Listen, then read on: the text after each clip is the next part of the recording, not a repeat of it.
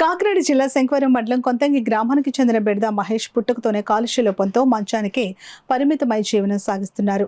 మహేష్ తండ్రి బెడద వీరవెంకట సూర్యనారాయణ వ్యవసాయం చేస్తూ కుటుంబాన్ని పోషిస్తున్నారు. తన కుమారుడు 15,000 రూపాయల పెన్షన్ అందించాలని కోరుతూ కలెక్టర్ ఎంఎన్ హరేంద్ర ప్రసాద్ కు విన్నవించుకున్నారు. జన్మతః కాల్షియం 0%తో పుట్టిన మహేష్ తీవ్ర అనారోగ్య పరిస్థితుల కారణంగా చిన్నప్పటి నుంచే నడవలేని స్థితిలో ఉండి పూర్తిగా మంచానికే పరిమితమయ్యాడు. ప్రస్తుతం రాష్ట్ర ప్రభుత్వం అందిస్తున్న నెలకు 6,000 రూపాయలు వికలాంగుల పెన్షన్ కుటుంబ అవసరాలకు ఏమాత్రం సరిపోవడం లేదని మహేష్ తల్లిదండ్రులు ఆవేదన వ్యక్తం చేశారు.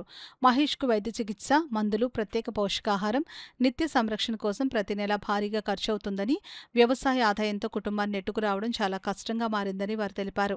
పూర్తి వికలాంగుడైన తమ కుమారుడి పరిస్థితిని ప్రభుత్వం మానవతా దృక్పథంతో పరిశీలించి నెలకు 15,000 ప్రత్యేక పెన్షన్ మంజూరు చేయాలని రాష్ట్ర ప్రభుత్వాన్ని వేడుకున్నారు. ప్రస్తుతం ప్రభుత్వ సంబంధిత అధికారులు స్పందించి మహేష్ కుటుంబానికి అవసరమైన ఆర్థిక సహాయం, సంక్షేమ పథకాల ద్వారా మరింత చేయూత అందించాలని గ్రామస్తులు కూడా కోరుతున్నారు.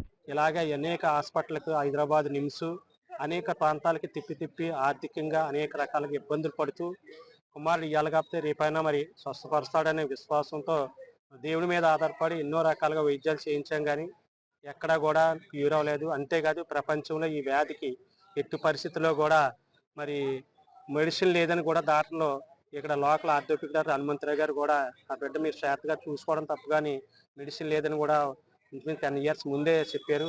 అయినా కానీ మా ఆశ అనేక చోట్లకి వెళ్ళి హైదరాబాద్ నుంచే కాదు మరి అనేక ప్రాంతాల్లో మరి ఎక్కడ వైద్యం అంటే అక్కడ ఆర్థోపెడిక్ అనే కాదు, ఆయుర్వేద సమస్య కానీ హోమియోపతి అన్ని విషయాలు కూడా వైద్యం చేసినా మరి శరీరం అంతా కూడా ఎముకలు మరి కాలుష్యం తగ్గిపోయి విరిగిపోవడం జరిగింది.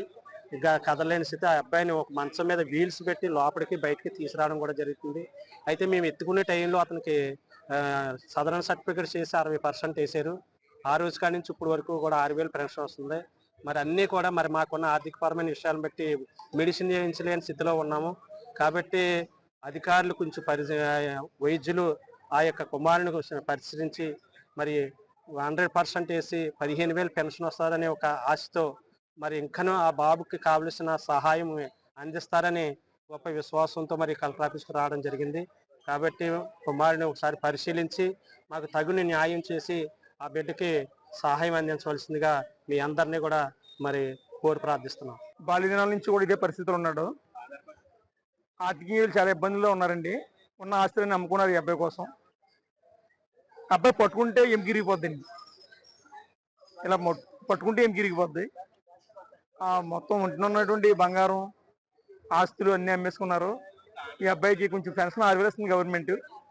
ఇది 6,000 సరిపోదు. మందులకే ఇంచుమించు ఒక 20,000 దగ్గర అయిపోతుందండి. నెలకి 20,000 పైగా మందులకి అయిపోతున్నాయి. కాబట్టి కొంచెం దయచేసి సంపూర్ణంగా పెన్షన్ ఇప్పించవలసిందిగా కోరుతున్నాం.